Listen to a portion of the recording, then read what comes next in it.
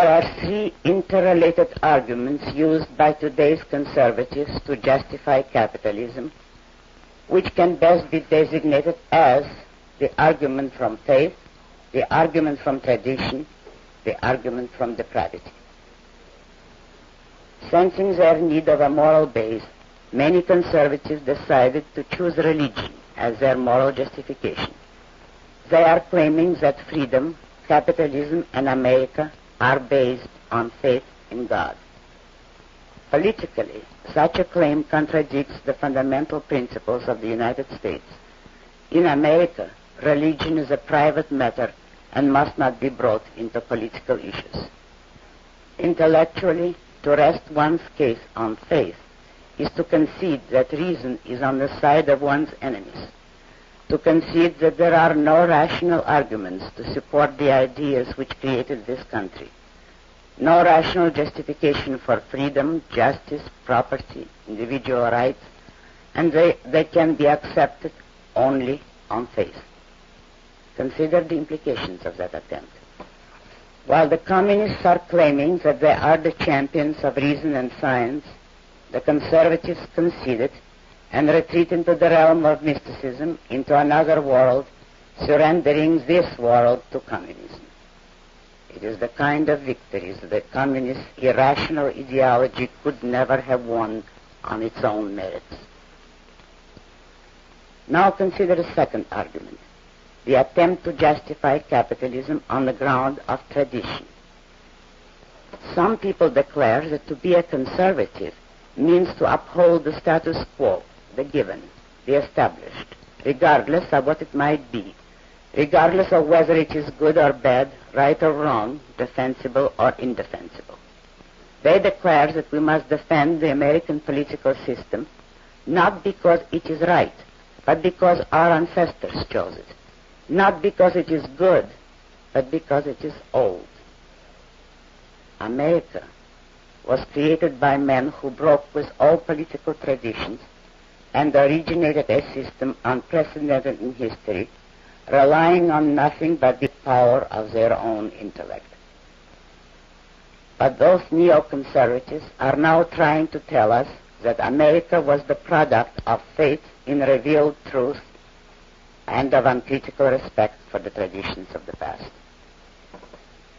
It is certainly irrational to use the new as a standard of value, to believe that an idea or a policy is good merely because it is new. But it is much more preposterously irrational to use the old as a standard of value, to claim that an idea or a policy is good merely because it is ancient. The liberals are constantly asserting that they represent the future, that they are new, progressive, forward-looking, etc. And they denounce the conservatives as old-fashioned representatives of a dead past. The conservatives conceded and thus helped the liberals to propagate one of today's most grotesque contradictions: collectivism and dictatorship, the frozen status society, is offered to us in the name of progress, while capitalism, the only free, dynamic, creative society ever devised, is defended in the name of passivity and stagnation. The plea to preserve tradition as such appeals to the worst elements in men and rejects the best. It appeals to fear, cowardice, conformity, self-doubt, and rejects creativeness, originality, independence, self-reliance. It is an outrageous plea to address to human beings anywhere, but the more outrageous here in America, the country based on the principle that man must stand on his own feet, live by his own judgment, and move constantly forward as a productive, creative innovator. This leads us to the third and the worst argument of some alleged conservatives, the attempt to defend freedom on the ground of man's depravity. This argument runs as follows. Since men are weak, fallible, non-omniscient, and innately depraved, no man may be entrusted with the responsibility of being a dictator and of ruling everybody else. Therefore, a free society is the proper way of life for imperfect creatures.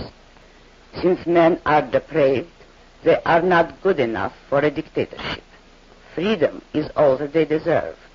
If they were perfect, they would be worthy of a totalitarian state.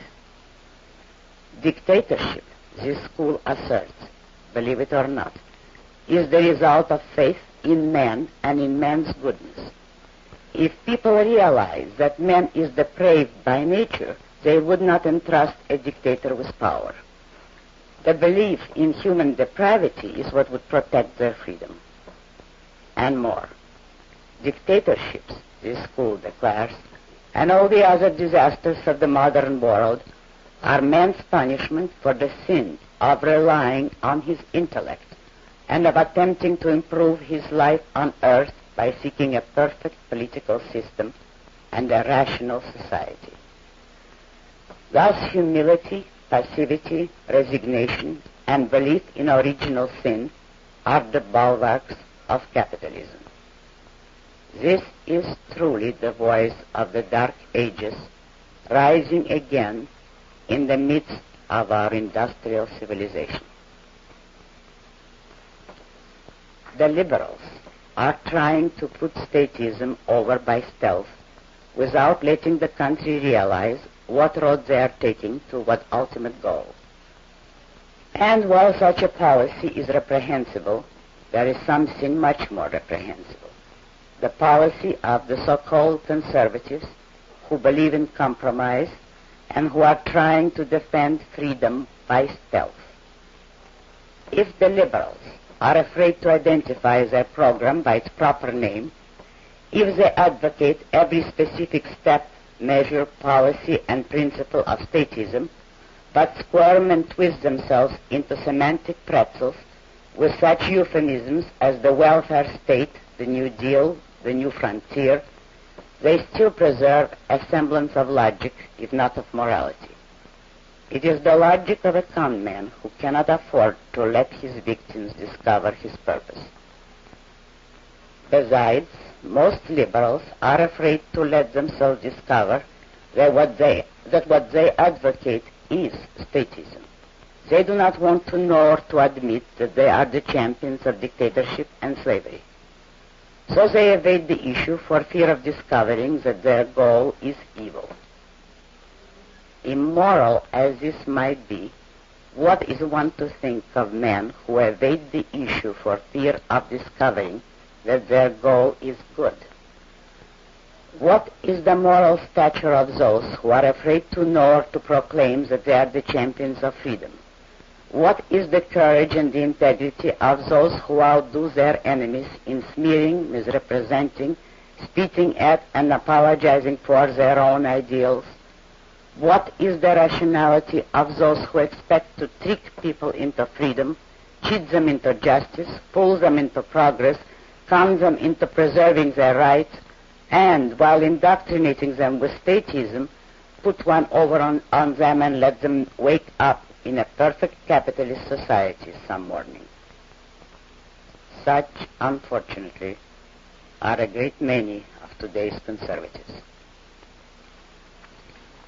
Gentlemen, if you want to save capitalism, there is only one type of argument that you should adopt, the only one that has ever won in any moral issue, the argument from self-esteem. Check your premises, convince yourself of the rightness of your cause, then fight for capitalism with full moral certainty.